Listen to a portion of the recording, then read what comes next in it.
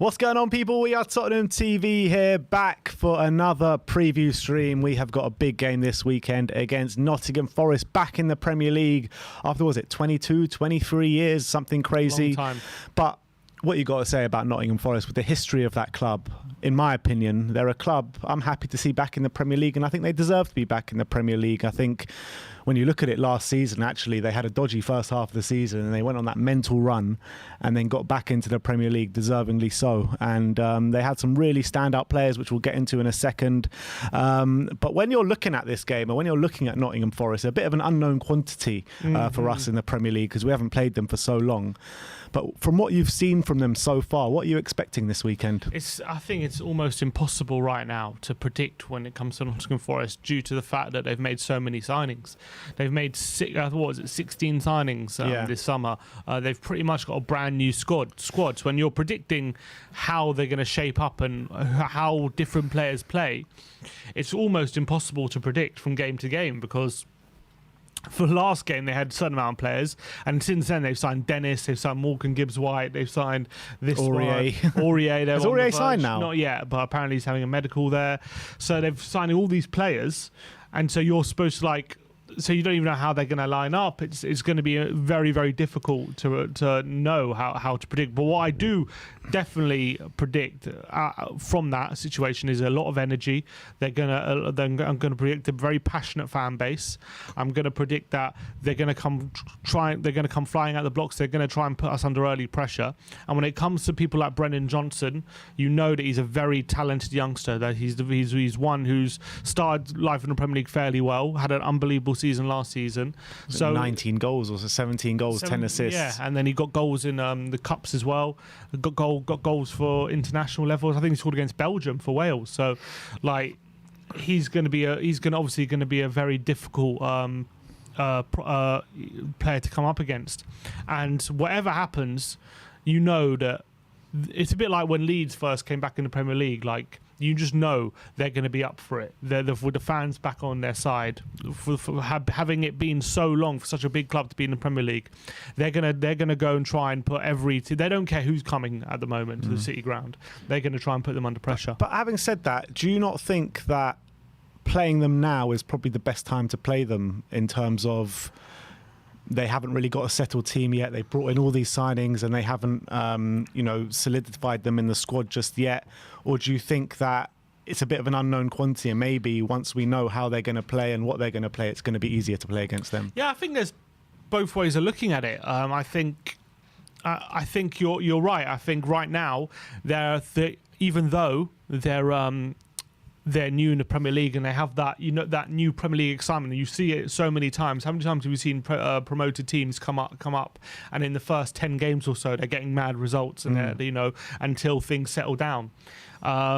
So I think right now, even though they've come up in the Premier League and they are playing well, they're actually, if you drill down into the underlying statistics of their performances, they've been very lucky to get the points they have. I mean, they've conceded the most chances in the Premier League, haven't they? Yeah, and especially, quite interestingly, the most chances down Perisic's side. They've conceded the most in the Premier League, which is quite interesting.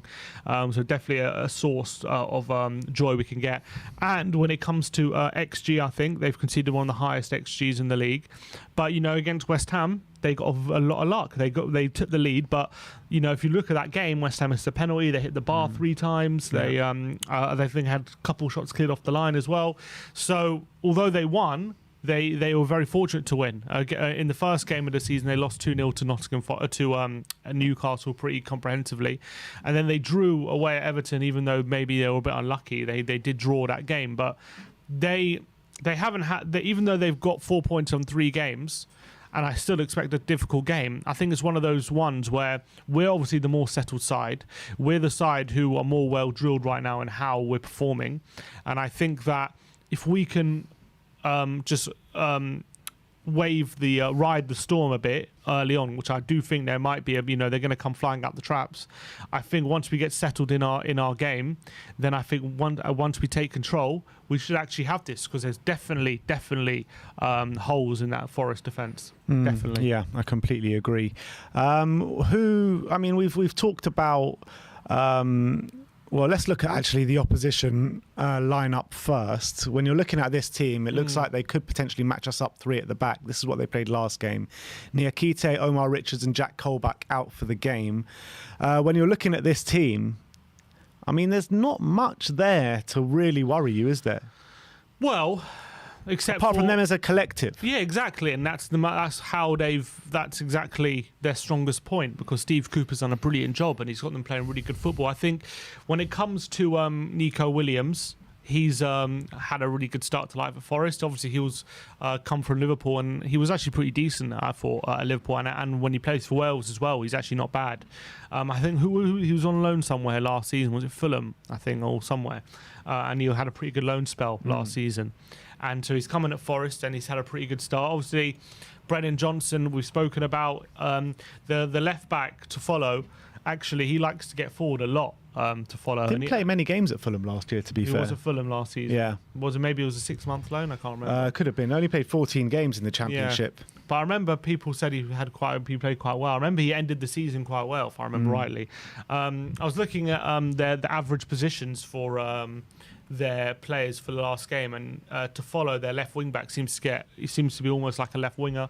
He seems to get forward quite a lot. Obviously, Awioni, he's a striker who got his first goal against West Ham, although a bit of luck about it. But he comes in as a new signing. He got a fair amount of goals in the Bundesliga last year, didn't he? Yeah. 9 or 10 goals, something like that. Yeah. I mean, his first goal for Forest wasn't. It wasn't, but I think he's a player that does know where the back of the net is. With 9 or 10 goals, was it for Union Berlin or something last year? Yeah.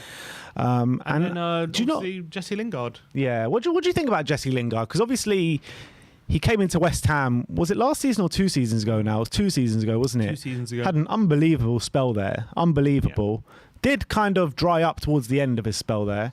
And then he goes back to Man United, couldn't get in the team for love nor money. What do you reckon do you reckon he's going to have a good season this year, Jesse Lingard? I think the pressures, obviously, look, for a promoted side, there's always going to be pressure, but he gave himself a 1-year deal. Like, they've given him only a 1-year deal, so I think he could have gotten a longer contract somewhere else. So I wonder if that says something about what he thinks. He's on big wages there as well. He is on big wages, but probably no one else would have given him those wages. I don't know what 100. He's on like close to 200 grand a week or something stupid like that. That's ridiculous if that's true. Was that 200 grand a week? Between 150 and 200, I can't remember the exact figure. That's madness. Do I see him having a good season? What's a good season for Lingard and for Forest if he gets 5 goals? If he can replicate what he did for West Ham. I don't think he can do that. I don't think he's going to be that important or that productive. But I can see him bagging a few crucial goals. I can see him maybe getting 5 goals between 5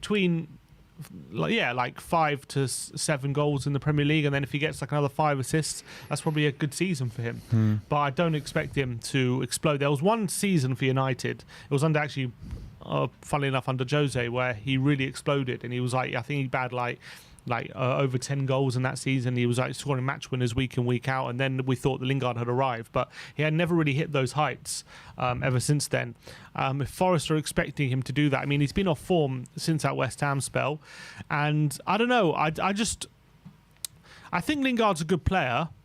I just don't know if he's going to be good enough in this current climate of the Premier League, where everyone's buying such quality players and the competition is so high, that whether someone like Lingard is going to be enough of a attacking force to really make the difference for them. I think when they've got other players now coming through, like Morgan Gibbs-White, Emmanuel Dennis as well, who we haven't chatted about, who might start this weekend, we don't know. Like, these are players who I think have shown who might make more of an impact than Lingard potentially. Well, let's talk about Emmanuel Dennis actually, because he was shining for Watford last season in the Premier League with 10 goals, 6 assists. I remember having conversations with you. You wanted him at Spurs, saying he was the real deal and all that. Do you still believe that? And do you think he maybe could have got a bigger move, or how do you think he's going to do this season? Well, I remember I was saying that around like February time, where he was really performing very well. I remember they played Arsenal. I was watching them play Arsenal, and even though they lost 3-2, he was absolutely sensational. Arsenal couldn't live with him, and he was doing most of it by himself, and that was the most impressive thing. But the truth is, he got left out of the Cup of Nations because of Watford wouldn't allow him to go in January, and ever since then his form has really dipped. He had an unbelievable start to the season. I think in the first 6 months he got something like 7 goals and 6 assists or something in the first 6 months of his time, and then ever since that happened with the African Cup of Nations, it fell by the wayside. So it's tough to know whether did his form fall by the wayside because defenders were getting used to him and he was reverting to the mean and he actually isn't that good of a player, or did his form revert, or did his form drop off because of how he was treated by Watford and he got pissed off and maybe he lost that motivation to kind of keep up his levels. Sometimes that can happen with players.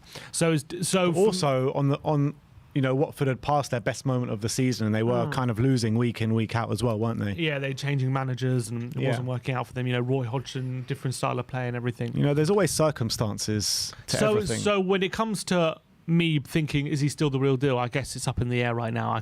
It's impossible to say. And when it comes to how he was playing first half of the season, he was brilliant. He really was. For a struggling Watford side, he was a shining light, and that's very impressive. I always see players who shine in struggling sides, and I give them a lot of credit because when especially like a team like Watford, when they're struggling week in, week out to even get shots on target, and then he's getting that amount of goals and assists, that was really impressive. But I guess time will tell. I think we'll have to see how he does for Forest this year, and if he has another good season, I think that's proof that he is one that maybe should be a better club. And in January, I definitely wanted Tottenham to be sniffing around him for sure. I think he could be a really good option potentially in the future, but I think he needs to prove it. Obviously longer than 6 months. That's the issue for him. In terms of Spurs going into this game, obviously we've got 4 points in the last 2 games against Chelsea and Wolves, but performances haven't exactly been the best over the last couple of games. How do you think Spurs might approach this game? Do you reckon it'll be more of the same as it has been the last couple of weeks, or do you think maybe we'll see the inclusion of maybe a Bissouma, a Richarlison, someone like that? Yeah, it's interesting. We're talking to our source, one of the sources that we've been chatting to recently, and he was saying some interesting things ahead of the game this weekend. When it comes to Bissouma, he's saying that he's not tactically ready yet. And now look, after 3 games and it being in August and everything, even though he did have a pre-season, which is a bit disappointing, it's understandable that he's not maybe up to speed at the level of Højbjerg and Bentancur right now in terms of what we provide in that team. And part of me is also quite happy in the sense that we're not rushing him in. And we're not like saying, even though clearly Bissouma is a very talented player, and clearly we bought him because we fully believe in him. But I'm kind of happy that we're not going to throw him in the deep end when we believe he's not tactically ready, if that is true. Because I don't want him to be in a situation where he's playing and then all of a sudden his performances aren't as good as maybe they could be because he's not used to the tactics yet, and then people start giving him unfair criticism and stuff like that, and that could affect his confidence. So I'm also happy that he's trusting Højbjerg and Bentancur, who I still believe are playing quite well, to be honest. So don't have too much, especially Højbjerg, in my opinion. By the way, I think Højbjerg's been, even this season, even the first 3 games, I think he's been brilliant. When it comes to Son, it's an interesting one because our source claims that Conte is contemplating resting Son, but he doesn't want to hurt his confidence too much because Son is quite a sensitive person, which is, that comes across when you see him as that fun-loving guy, but he seems like a real... it does seem like an emotional person, Sonny, although he's like a ruthless killer in front of goal. Like, you can see how he is with his teammates and stuff, that he gets on with everyone, Sonny, but I can see him being quite a sensitive person potentially, and things really get to him when he misses chances and stuff and always not playing well. So it's an interesting one, whether do you drop a player who's out of form at the risk of hurting his confidence even more when when he's unconfident he's the best player in the league, or do you just rest him and say, look, Richarlison's getting his chance and you just a bit of tough love? It's a bit interesting what way you go. I mean, it's not an easy answer really for it. Yeah, I mean, it is a difficult situation, to be honest. I mean, me personally, what I would like to see happen is maybe put put Son on the bench, start Richarlison, and then bring on Son with maybe half an hour to go, 25 minutes to go, and give him that chance. And maybe against tired legs, coming on fresh in the last 25 minutes can give him that confidence boost because he knows he's got the quality to beat any man, even when they're both fresh. But when you're coming up against tired legs and maybe you lack a bit of that confidence, you might have the bit more of an edge over the opponent. So I think that might be a good way to go about it. Yeah, and also you got to remember we've got 3 games next week, so obviously he's not just next week and no, whatever. the next 3 weeks we've got West Ham midweek, Champions League midweek. We've got so many games coming up. This squad is going to have to be utilised at some point. So when it comes to if it's a choice between Son starting against Forest or West Ham, you probably want him starting against West Ham, don't you? Yeah, absolutely. So I wouldn't I wouldn't be too against just giving Son a breather this weekend and putting Richarlison in. Also, I think, to be fair to Richarlison, when he has come on, he's made an impact and he's looked fresh and he's looked hungry and he's looked to make a difference. So I think that also has to be acknowledged. But to be fair to Son, although he definitely hasn't been anywhere near his best, I did think there was an improvement in that second half against Wolves. There was for him, and I think he was looking a lot more dangerous. And I was looking at his heat map in both halves, which was quite interesting for the match against Wolves. And in the first half, if you look at his heat map, he's like all the way on the left hand side, like not really getting involved. Like he's like very wide. And then if you look at him in the second half, he's literally right next to Harry Kane, like being in a lot more dangerous positions. So maybe that was instruction by Conte to get in more dangerous situations. And I believe if he starts the game against Forest in that situation, I reckon he'll get chances then there. So look, if Son does start, I'm obviously going to be happy about that as well.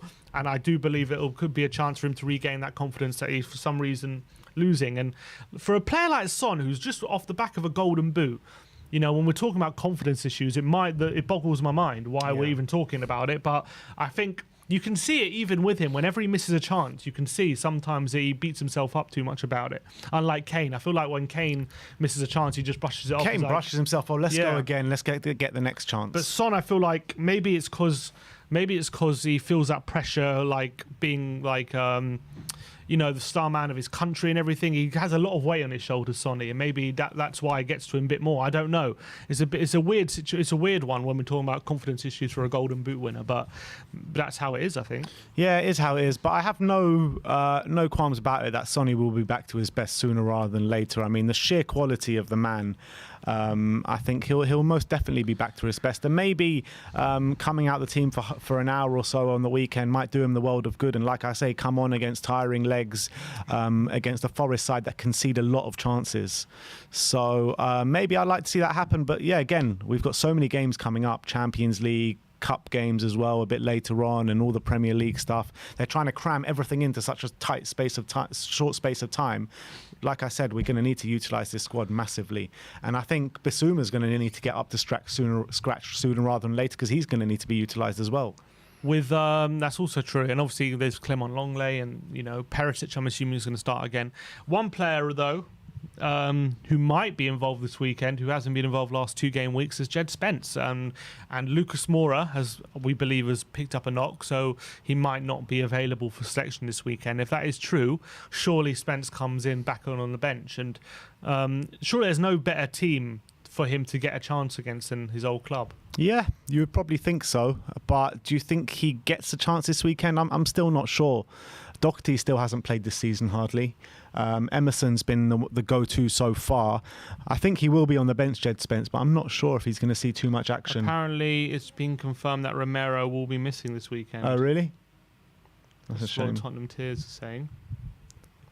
Let me just get that information. Well, some intel at the moment that Romero will not be fit to face Nottingham Forest this weekend. He says official. I don't know where is he getting it from. But either way, I think in a game like this, again, I've got full faith in Sanchez to come in a game like this.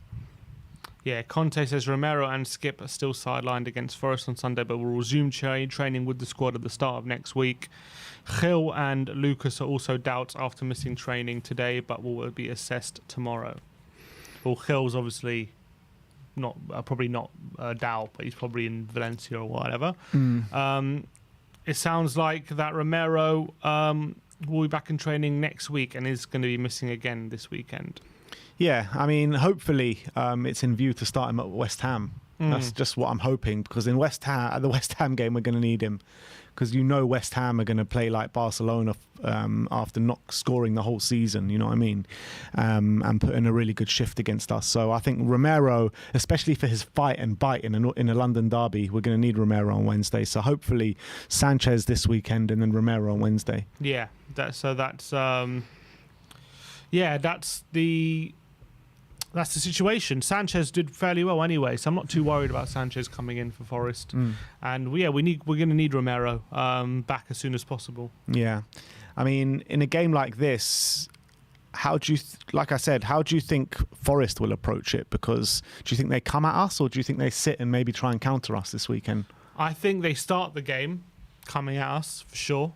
That's how I envisage them starting the game, because I really believe that.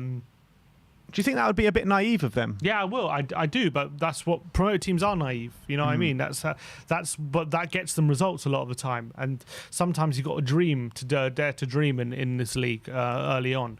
So I do, especially when you're back in the Premier League after so long. I think they have to kind of, in front of the home crowd early in the season, they have to give it a go.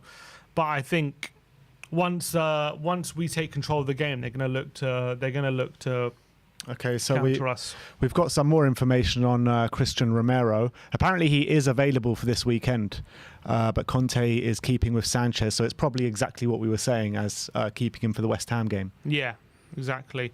That's good news. Yeah. And but Conte apparently said in his press conference that he's going to start training next week. So has he not been in training? I don't know. Let me ask 1 sec. But anyway, what were you saying about naivety? I think in the long term, obviously naivety will hurt Forest if they attack too much. But I reckon in the early weeks of the season, you see it with so many promoted clubs that they come out flying out the traps and they have that adrenaline from being promoted. So I especially at home, I envisage that that's going to be the case on the weekend. On a Sunday game in front of the Sky cameras with the crowd up for it. I think they're going to come flying up the traps. But once we gain control of the game, which I do see us doing at some point in the first half, then I think they're going to start being a bit more what do you call it, defensive, kind of trying to be a bit more smarter. But for the early part, I reckon they're going to come flying out the traps. Do you think they stay up this year, Forest? I think out of all the promoted clubs, they probably... I think from what you've seen on the actual pitch so far, Fulham's got to look the strongest. Are playing the best, yeah, that's for sure.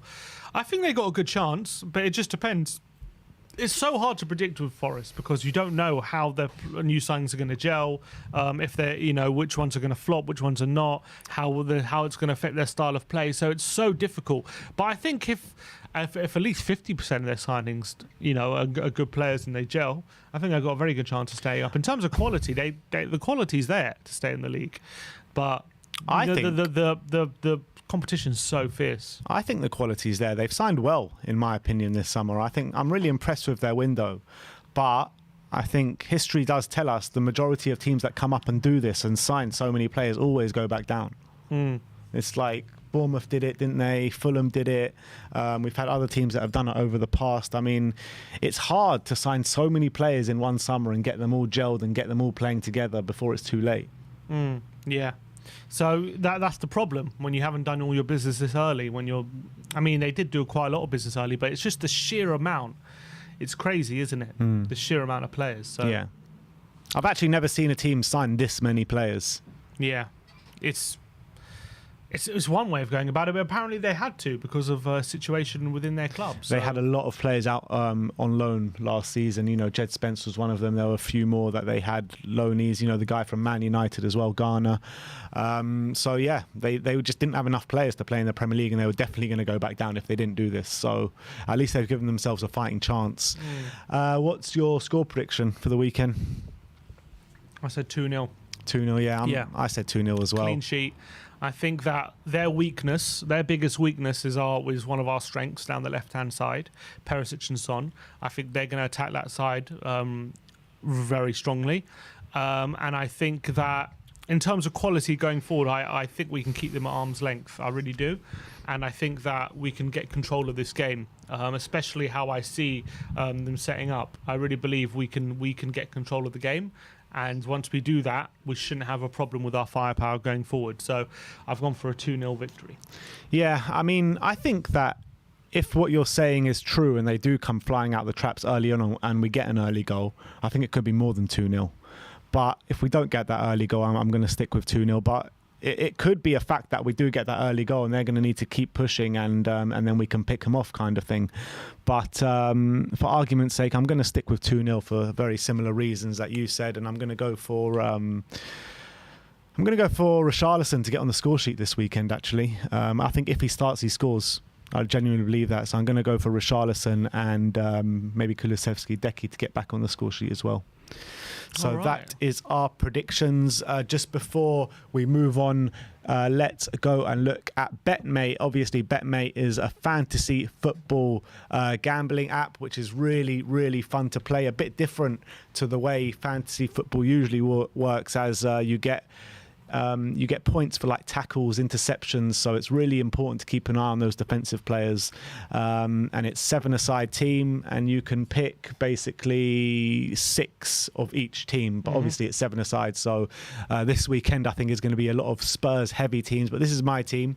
I've got Lloris in goal, Perisic and Emerson in defence. I've got O'Brien and Kulusevski in the middle, and Kane and Son up top, which might move to Kane and Richarlison if Richarlison starts. But I've got Paris. Conte's talking about Son apparently, saying that he's doesn't have any worries about him in his press conference. Good. I mean, I doubt he would say he'd had worries about him in a press conference anyway. But on the BetMate team again, I went for Perisic as captain and Emerson as vice. I've gone for a fairly similar team. I've got Lloris in goal, Perisic vice captain, and Eric Dyer. I reckon Eric Dyer could get some, maybe an assist or two with a long ball over the top. Jesse Lingard and Kulusevski in midfield with Son and Kane captain up top. So I'm going Tottenham heavy. I'm backing the goals and maybe Lingard to make some tackles. Exactly. So come and take us on this weekend, guys. £1,000 grand pot. Exactly, £1,000 up for grabs. It is only £5 to enter, and you can actually get a £5 free bet if you use the code along the bottom of the screen, WATTV5 for new customers only. It's, like I said, really fun to play, and if you saw last week, me and Sim were in the top 3, both of us in the top 3 for the pot last weekend. So I won £250. How much did you win? £75. And yeah, come and take us on. If you think you can come and beat us, come and beat us. Looking forward to taking you all on this weekend at BetMate. If you want to download the app, the link is in the description below, and if you want that promo code, it's running across the bottom of the screen right now. But that is our match preview. Thank you. Yeah, just to read some quotes from Conte. He was asked about Son's form. He said, Sonny in the last 3 games had the chance to score, but there's a moment where you're a bit lucky or unlucky. I think no problem with Sonny's performance. His attitude and his commitment is always up very high. Yeah, I mean, it's kind of expected words about attitude and commitment and stuff like that. We just need to look. I think we go through this with Sonny every year. He always goes through a little patch like this and comes off as one of the best players in the team, and starts bagging the goals and stuff. And I'm sure that's going to happen again with Sonny. Are you worried at all? I'm not worried about him. It's just whether we take the leap of actually taking him out of the team or not. Because we have Richarlison. Richarlison's there, so he can come in for players who aren't performing. I just hate this narrative, people being like, drop Son out the team. Why didn't Richarlison start last game? We bought Richarlison for 60 million and we're not paying him. It's just like, come on, man. We got a whole long season ahead. We're about to play a very busy period with 2 games a week. You're going to see Richarlison being utilised. David Ornstein saying that West Ham have now reached an agreement with Lyon for Lucas Paqueta. How much? Doesn't say. All right. I think 60 million euros, I think is the figure they're saying. 60 million. But that is your match preview. Both of us going 2-0 to Spurs. I want to know your score predictions in the comment section below. Have you got some super chats there? Or they're not on my screen anymore. Yeah, there's Rich Frith says, sitting in Nashville's airport, buzzing for Sunday. Come on, you Spurs. Richarlison to start and score. Well, looks like probably not at this point, but potentially. And then there's I think this is a Korean? Super sticker wrecked. Super sticker wrecked. Love that. All right. All right, let's start going to the guests now. Before we do, people coming in with the scoreline predictions. Adam Phillips saying 3-0 to Spurs. Nico saying 1-0 to Forest. Luna Terra saying 4-1 to Spurs.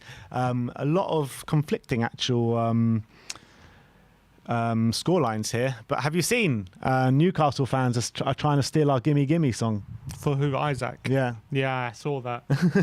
Gimme Gimme Gimme a striker from Sweden. What are they doing? Who do they think they are? Keep your song. Don't touch our song. What do you think you're doing? Anyway, Keep let's your hands go. off our song. That's it. Let's go on to our guests, and it's the man who was missing all weekend. Missing in action, but he's back now. He is back. Mr. Brian Daigle. Good morning, lads. How you doing? All good, Brian. How are you? All good, mate. All good. Looking forward to this weekend's games. Yeah, good to see you, man. Good to see you. I haven't spoken to you in a couple of days. How you been? I've been good, mate. It's work, mate. I'm just working. So my hours that I start at 4:30 your time till midnight your time. So I'm pretty much out of action all day. But always good when you do it on Friday, nice and early, so I can get on before I start. Yeah, you're looking forward to the Late Show tonight? I am looking forward to the Late Show. Brian Ireland has COVID, but he's feeling better, so he will be there with me. So it will be a great show tonight. Wishing him a speedy recovery. Absolutely looking forward to it. But we've got a game to talk about, and let's talk about it now. Nottingham Forest against Spurs at the City Ground this weekend. How do you assess Nottingham Forest so far from what you've seen? Are you impressed? I've been impressed by how they started. They've gone out all attacking. They play some good football. I watched parts of the Everton game where they look. I mean, Everton's a weak squad, or a weak team, but they look good. And as I said to you when I came on the show last week, I'm a real big fan of Morgan Gibbs-White. I think he's going to be a cracking player. And he did bits when he came on. I think they've got a screw loose signing Aurier. But what can you do? But yeah, I think it's going to be a harder game than we think. Forest was one of my very, very first away games. Really? Just after, I went to the Southampton game when Ronnie Rosenthal scored that hat trick. Mm-hmm. And then the very next game was Forest away, and I was there at that. So I do love Forest. I'm very happy to see him back in the Premier League. I think it's going to be tougher than people are thinking. Yeah, I agree. I mean, I think that when you're looking at Forest, they have conceded the most chances in the Premier League so far this season and have been fairly lucky in games not to concede more than they have. But back on Morgan Gibbs-White is an interesting one because Steve Cooper was the manager of England under-17s or under-19s when they won the World Cup, and Gibbs-White was actually a key player for them, and so he knows him very well. Would you like to have seen him at Spurs? I'd have loved to have seen him at Spurs. You two were probably at the game. Do you remember the game? I think it was the game when one Foyth gave away 2 penalties when we beat. He came on at half time. He came on and he was sensational in that game. Against who? Against who? Against Tottenham. For Wolves. For Wolves. For Wolves, yeah. And he came on in that game. That's the season he was coming out and he was sensational. That was at Molineux, right? Yeah. Yeah. And he is really going to be a good little player. I mean, I think the fee is a bit ridiculous, but that's the way the transfer market's going now. But I think he's going to turn out to be a cracking player for them. I think he's going to go very far. And I think if he starts, he is going to be a problem. Are you surprised that he actually went to Forest and didn't go to a better team? Yeah, but you know what? Like you said, he really loves Steve Cooper, doesn't he? And sometimes the manager can sway it for you. Like, right, okay, maybe other teams were interested, but I know this manager and look what this manager's done for me. So I think it may have been a case of that. And obviously it's not too far away from Wolves. It's not like uprooting his family and everything at a young age. So I think it's a smart move for him. And I think Forest will reap the benefits of that transfer. Yeah. In terms of Tottenham's selection for the game on Sunday, is anything you'd like to see change, or would you like to see the same 11? So no, do you know what? The two people I want to talk about. First of all, Son. I don't think Son will be dropped. I don't think so. You know what? You know how sometimes people or that famous manager of the month curse. You were talking about it before. Maybe the pressure of being the Golden Boot winner, and everyone thinking, right, he's going to get up to a flying start, is weighing down on him a little bit. But we all know, listen, Son in his career at Spurs has saved us on so many goddamn occasions.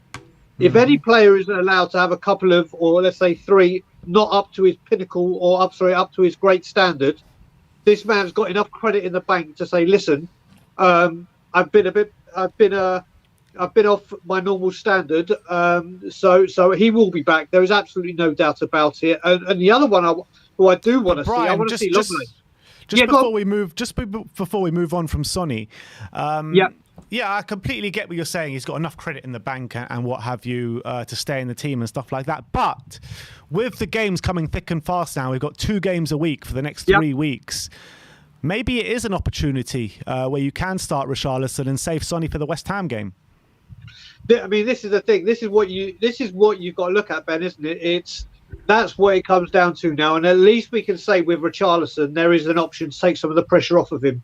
And you know what? Maybe we've got to look at it now. If Richarlison starts, I don't think that's, as you said, it's such a bad thing on Son. It's not like you've been dropped. It's like, no, I need you fit for West Ham, and now I have the option of bringing someone of quality on, so you can rest. And look at Brian. Look at Man City, right? Riyad Mahrez, one of the best right wingers in the Premier League, probably second to Mo Salah, and he's only played 1 game so far this season. You don't see Man City fans kicking up a fuss about it, do you? Exactly. This is what we've got to look at. As everyone spoke about this summer, you look at a team like Man City where De Bruyne is the only one that played 30 games, and you don't see any of them moaning. It's not that they've been dropped. That you could say when they're on the bench, they are being rested because they have the quality to bring on, and that's why I kind of want to see Longley tomorrow, because we all know that there's no doubt that Conte trusts Ben Davies. We all know that, and I like Ben Davies. I think Ben Davies has done very well for us under Conte, but you've now got to start thinking: is he going to want him fit for West Ham and Champions League games? Probably. So, is there a game that you can say Longley may be suited to come in and have his debut? Well, I think you're looking at this one. What do you guys think? Yeah, I mean, I wouldn't be against it. I think I want to see. Look, Longley in pre-season was showing good things from what I like to see in terms of able to go forward and actually put crosses in the box and things like that. So I didn't think Davis had the worst game, but again, he wasn't the best. So I mean, I can't think of too many other better games than this one to put Longley in and see what he's all about.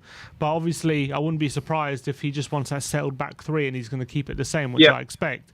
But hopefully, Longley can get his chance sooner rather than later, because I'm very excited about what he's going to bring to our back 3. To be honest. Well, you add on to that as well, Simeon. What we saw with his passing and what we know is his passing qualities. This could be the exact game. You know what I mean? When we say Son hasn't really, because everyone's been compact and marking Son tightly, if Son does start, his passing could bypass everything and set Son off on some great runs. So I think this could be the game made to see what Longley's got. Yeah, I mean, it's hard to disagree, to be honest. I would love to see Longley play this weekend, especially against a team that have conceded the most chances in the Premier League with his ball-playing ability. It would be great to see. In terms of... did you want to move on to any other players? No. I mean, that's. Okay. I mean, I would assume Perisic starts, and we all want to see more of Bissouma. But I think now, like you said, and like you were saying before, for the next 3 weeks, it's pretty much 3 games every week. So you're going to see these players, aren't you? This is the exact reason that these players, or we have these players, and what this season is about squad rotation. If we want to do things, so I'm sure all the players we're going to get to see. But the one I really do want to see is Longley tomorrow. Fair enough. In terms of our start to the season, obviously we started really well against Southampton. And a good performance. Performance have been a bit much to be desired against Chelsea and against Wolves. Does that worry you at all? It worries me because obviously I want to see us play better football, but I'm more impressed that we've dug out results when we needed them. Last season, under previous managers and whatever, we have literally just that would have been a draw against Wolves or even a defeat, especially with that first half performance. And Chelsea, prior when Koulibaly scored that goal, we would have just dropped our heads, but we did not. And I'm kind of gravitating more towards that I'm impressed that we got the job done and the results in, as opposed to the performance. I think the performances will come. You got to remember they're all getting used to each other. It's everyone's got. Do you know what as well? I think every team, and not just Tottenham, every single player has the World Cup in the back of their head and not getting injured. So maybe people are being a little bit more reserved, or you know what I mean. Maybe that is playing on people's heads until they get into full match fitness and are up and running. But maybe that's having a part on it as well. Yeah, could be. Score prediction? Mate, I'm going for I'm wearing the shirts. The 3-2 is guaranteed. I've just given a win is guaranteed, but I'm actually going 3-2 up. 3-2. I'm going 3-2. Yeah, I'm going 3-2 us. I've just got a feeling that this game is going to be one of those very, very fast-paced, non-stop, end-to-end. So yeah, I'm going 3-2. As long as the stain has remained, Daigle, then we know that the game has remained. The shirt is good. The shirt is good. Everything is all good. Is it in the freezer? Win will be there. But no, it's not in the freezer, mate. I keep hiding it in different places, and I've got to remember where I've got to remember where I actually. Oh no, I can see it. I know where I hid it. So yeah. So and I will be at the pump up because I am not going to the Scotland Yard this week because Alana's going away for a few days. So I'm spending Sunday with. One day you're going to wake up and that shirt's going to have been washed, and you're going to go, "Do you know what you've done?" Oh, mate, I will tell you something, Timmy. I'll tell you now. Honestly, Ilana did some washing the other day, and Bobby K gave me one of the 3 Spurs boy shirts, and it was grey. And I started picking up my washing, and I saw a grey shirt, and it had the back to it, and I was like, I literally went mad. I was like, if this is what I fucking think it is, there's going to be. And I turned it around. I was like, oh, thank God, it's a 3 Spurs boys. But now I'm getting to the point when it comes to the Carabao Cup and Champions League. Do I wear it, or is it just a Premier League shirt? Because if I lose, if we don't get the result in the Champions League or Carabao, does that ruin the Premier? I'm so confused. This thing is the responsibility. When they say with great power comes great responsibility, I'm feeling it with this shirt right now. Brian, I heard you slept through the game against Wolves. Were you wearing the shirt in your sleep? No, mate. Listen, you have no idea. Literally, at the end of the late show, from working non-stop, it just hit me in the last 20 minutes. I went to bed. I was meant to get up at 9 a.m. for work. I woke up at 1 p.m. I was like, oh shit! And then thankfully they're like, you weren't meant to work because it's Saturday and you're still in training. I was like, oh, thank God. No, I was not wearing the shirt. But I will be wearing it on Sunday. Well, if we had lost and I wasn't wearing it, I would have had a lot of grief coming my way, obviously. But I will be wearing rightly it Sunday. so. Exactly. So all will be back to normal on Sunday. And like I said, I will be awake and on the pump up. Just before I let you go, Brian, less than a week transfer window now. What is your expectations from now until the end of the window, and what do you think is going to happen? His fingers have got 6 packs, I think. Ben,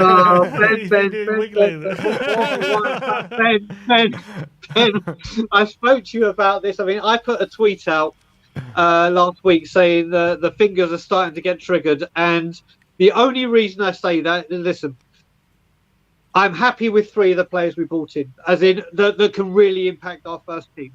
Let's face it, Destiny back in Udinese, Spence can't get into the squad. Foster, we know he ain't going to play. Longley, we got to see. There has been players going out.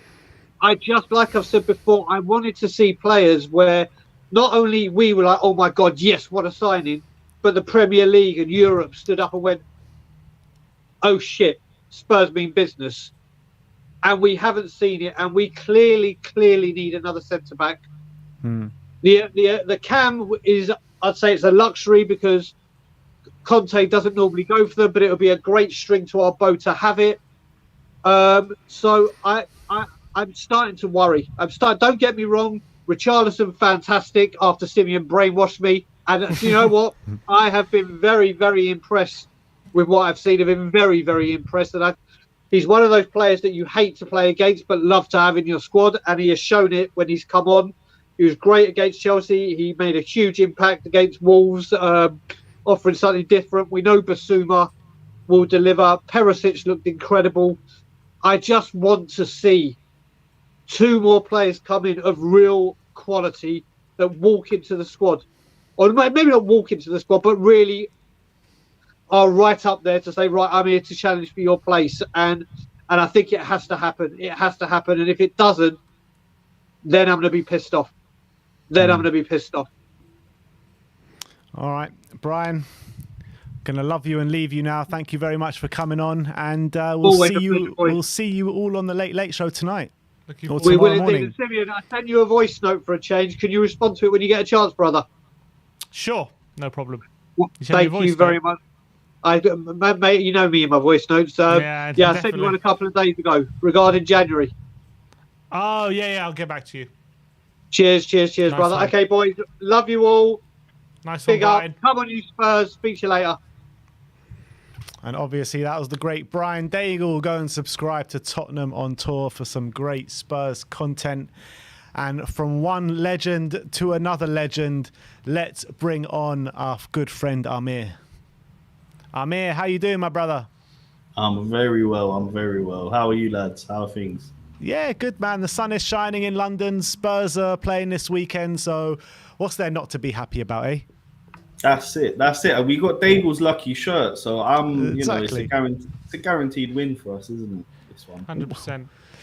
When you're looking at Nottingham Forest so far this season, new to the Premier League, 15, 16 signings behind their belt, do you think that 15, 16 signings is a bit too much to bring in at one go, or do you think they're going to reap the benefits of that? I think it'll be a bit of a mixed bag for them. I think they'll probably have some games where some of those signings do shine, and they nick some points off some bigger clubs. But it's too much to gel in such a short space of time. I mean, it's going to take them at least until January to start gelling fully. So we've got to take advantage of the fact that we're playing them early on. And again, I'll say it again, and I said it before the Wolves game. Early goal. That's what we need. That's what we needed against Wolves. That's what we need in this game. We get an early one here, and hopefully we can go on and smash them, because that's what we've been lacking. Is showing that killer instinct this season, which we showed last season. We know it's there. We know it's waiting in the wings. So that's what I'm waiting to see on Sunday.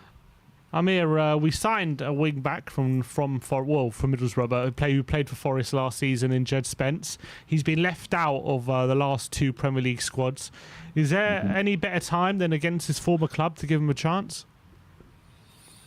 It would be a great time to give him a chance. I just don't know if he's there yet, Sim. That's my kind of worry. Why have we not even seen glimpses of him even in pre-season? So that would be my little bit of a worry, but it would be a good game to chuck him in. I just think that Royale, Conte likes him, and he's been stable for us at the back. I know obviously a lot of people have the feelings about him. I just think he's a young lad, very athletic, and he's got a long way to go in his career, and I think his ceiling's quite high. If he can work on that attacking side of the game and those crosses, I think we've got a good player in there. Absolutely. But let's talk about the Heung-min Son situation. I mean, a lot of fans saying that maybe it's a good opportunity to see Richarlison drop Sonny to the bench, especially as we have so many games coming thick and fast. I can see you shaking your head, so I think I know your opinion already. But what is it? Honestly, Ben, I couldn't understand the heat that Sonny's been getting. Obviously, he hasn't been at his world-class best, but he's been hitting the post. He's been getting close. He's been creating. You don't leave a player like that on the bench. If you're asking me, he's got to play. Richie will get his chance. We've got tons of games coming up. Champions League. We've got Carabao Cup coming.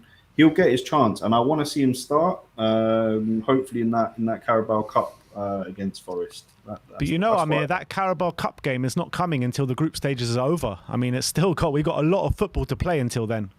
Oh, really? Yeah. It's weird scheduling this year. They're trying to cram in the group stages of the Champions League, and then we're not playing that Carabao Cup game, I think, till early November or late October. Oh, wow. Okay, so that's news to me.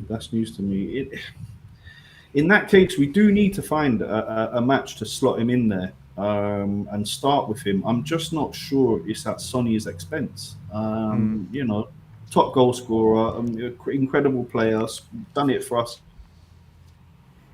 I think you got to start with him. You got to start with Sonny.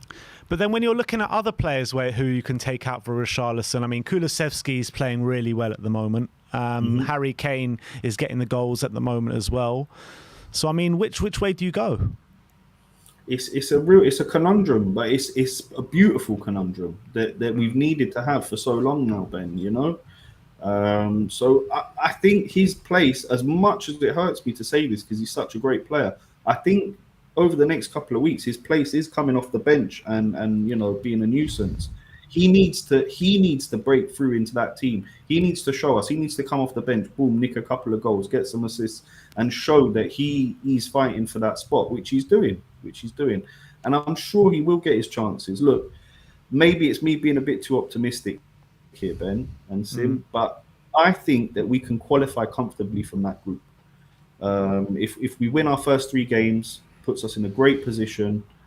And then hopefully Richie, you know, can start the Champions League game and pick us up those last group stage points. Hopefully, I'd like to see. Yeah, but surely we signed a player like Richarlison so that we can use him as a rotation if need be. And is this not a good time to use him, or are you saying not yet? It's just not the best time yet. Sim, you're killing me. I don't know. I just think Song's connection with Kane and Kulu there. I just don't know if there's room for him in that starting lineup against Forest. I just don't know. Unless there's maybe a formation change. You know, that could be a potential 4-2-4, yeah, or 3-5-2 potentially. I don't know, but look, we'll move on from the Sonny and Richarlison thing. But how do you see the game playing out on Sunday? Do you think Nottingham Forest come out of the traps, or maybe they sit deep and just wait for moments to attack us? I don't think Forest will sit deep. I think they're the kind of side that will want to go out and give their fans, you know, a real show. So I think, like what Daigle was saying earlier, I think it's going to be end to end, and there's going to be a lot of action. I'm just thinking that we'll sneak the win. Hopefully, maybe 3-1. I'm going to go. I think we've got goals in us this time. I think Conte's hungry, Kulu's hungry, Kane's hungry. Song wants to get his first on the sheet for the season, so I think we've got it in the bag. Score prediction? Yeah, 3-1. 3-1. And in terms of the transfer window, now less than a week to go until it finishes. Are you happy with what we've done so far, and what are you expecting from now until the end of the window? So I'm a lot happier than any other season gone by. Am I completely over the moon jumping for joy? No.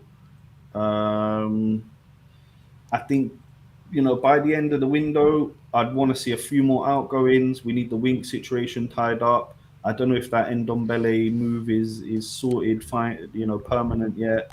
Not permanent, but he's played for Napoli already. Yeah, he scored a day ago for Napoli. Oh, really? Oh, fantastic. In a friendly, yeah. Good for him. Hopefully, you know, he can, you know, rejuvenate his career over there and leave us the hell alone. Yeah, players in. I don't know if we're going to bring anyone else in. It seems like we've done a lot of business. I would love. There's only one that I would really say I would just bring him straight into the team now, and that's that Milinkovic-Savic. I just think he's an absolute beast of a midfielder. He can play in a few different roles. He scores goals. He assists goals. He's a player that would come, if you're asking me, straight into the team. At whose expense? You'd have to say it would either be Bentancur or Højbjerg. Maybe Bentancur.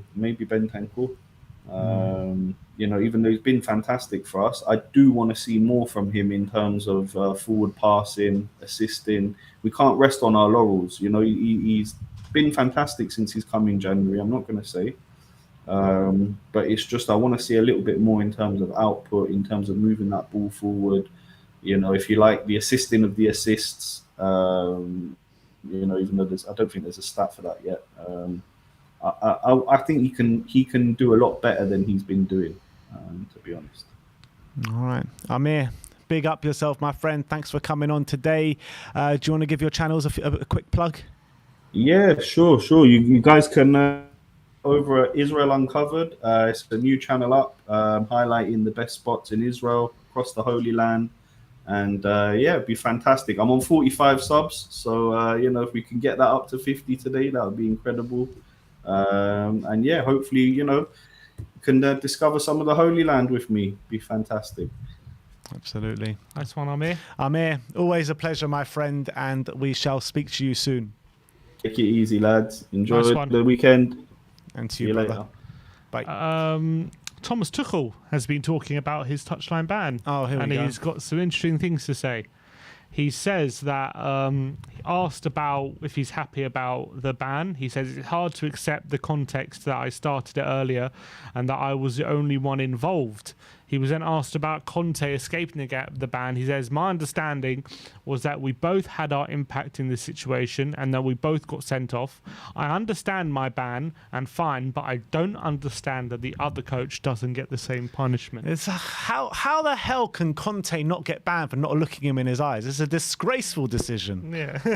Disgraceful He's decision. very, very salty at the moment, Thomas Tuchel. But I don't get it. I don't get this whole situation, why it's even a thing. Like, the only thing Conte did wrong was not, and that's not even a wrong thing to do. He didn't look into his eyes. Exactly. He did nothing wrong. Tuchel's clearly instigated and started it. He was the one who didn't let go of Conte's hand. So why the hell would Conte be at fault at all, really?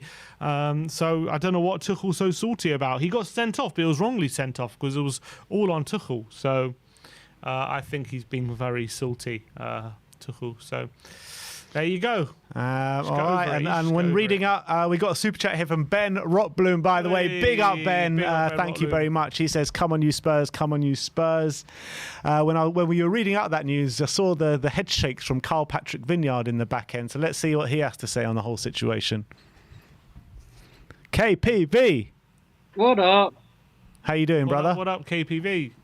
Yeah, I'm good. I don't know what's going on with this. It's not letting me flip my phone sideways, but it's not normally like this, but I don't know what's going on. Don't know. Maybe it's an issue on your phone. Probably. I don't know. It's never like this, like it wasn't last week, but Maybe the twisting lock is on. What? Are you on an iPhone? No, I'm on a Samsung, mate. Oh, right. Okay. I don't know how to work Samsungs. Yeah, how was the concert anyway? It was brilliant. Thank you. Pleasure, my man. And what's your reaction to our Champions League group stage draw? Like, 3 good away trips coming up, so you're not going to interviewing who here? No, I'm joking. Go on, carry on. Yeah, what's your reaction to our draw then, mate? You happy? Because out of all the English clubs, I think we're the most happiest one. Yeah, I'd agree with that. I think you've got to be happy with the draw. It's more of a kind of Europa League draw than a Champions League group stage draw. And I think when you're looking at the teams that we've got, Frankfurt, who are not as strong as they will be last season, losing Kostic. Marseille, they won't be as strong last season, losing Milik. And who are the other team? Lisbon. Lisbon as well. So, you know, we should be beating a team like Lisbon. The Dyer derby, ain't it? The Dyer derby. Yeah, well, it's the Dyer and Marcus Edwards derby. Well. I'm excited, but you're not going alone, my friend. You're not going alone. I know. I'm going with Sim. Yeah, you're not going. You two ain't going alone without me, mate. Cause you coming with us? Are you coming with us? Of course, fam. I'm coming with my carer. Lads on tour. Are you coming? Of course, fam. Lads on tour. Lads on tour. Lads on tour. Oh, yes. Yeah. But anyway, KPV, talk to me about the game this weekend. How do you see it going? Well, it's the Teddy Sheringham derby, and it's live. Well, like, I'm excited about the game because I'm excited to see Forest back in the Prem because I actually wanted them back. So, yeah, welcome back to the Prem, Nottingham Forest. Good to see you back. But, yeah, I'm excited. Like, I'm going home today, but I'll be back Sunday for the game. So, yeah, like, as I said, I'm excited. Like, I'm going for a 3-1 win. to Tottenham. 3-1 win. Who's going to score? Yeah, go on. Who's going to score, Carl? Obviously, I've got Kula on the back, so Kulisekski's going to get a goal, and Dyer and Sessegnon. All right. All right. Yeah, Big up KPV. Where are you watching the game this weekend? Yeah, I'm going to watch it, and I'll be back for it. So, yeah, but big up to everyone. And Brian Daigle, if we lose, it's on you, mate. Listening. Shots have been fired, KPV. Shots have been fired. But so, thank you so much for coming on today, brother. And we'll speak to you soon. Yeah, I'll see you soon, my man. Come on, you Spurs. Come on. Come on. Newcastle have announced the signing of Alexander Isak from Real Sociedad. I wonder if that's going to be in time for the weekend. Yes, I'm thinking if it's announcing it now, he might be available. He might have signed it 2 hours ago. What do you think of this signing? Because obviously he's not one that gets a lot of goals, but he is very young. It's interesting people say that because he didn't get a lot of goals last season, but the season before he did. So the season before that he didn't. Yeah, but the season before that he did. One was season before that. He got 6 last season, 14 the year before, and then 6 the year before. He got 17 that season. 17, sorry. Yeah, in La Liga. So, I think, look, he's still young, 21, 22. So, I think he's still finding himself. So, I think he can be a very good player. And I think in terms of him fitting in the Premier League, I think he could fit in well. I think he's physical enough. He's good at dribbling. He's good technically. Tall lad as well, isn't he? Yeah, exactly. So, I think he's got potential to have a really big future. Really big future. So, I think that was smart signing, isn't it? It's one I wanted Tottenham to look at, but obviously we were never going to pay that money. So it is a very smart signing. Would you have preferred us to sign him for that money or Richarlison? I still think Richarlison for that money, but I do think Isak does potentially have a higher ceiling.